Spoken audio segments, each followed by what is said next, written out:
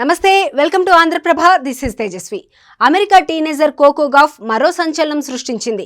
గతేడాది US open trophy విజేతగా నిలిచిన ఈ యంగ్స్టర్ ప్రతిష్టాత్మక ఆక్లాండ్ క్లాసిక్ టైటిల్ ఎగరేసుకుపోయింది.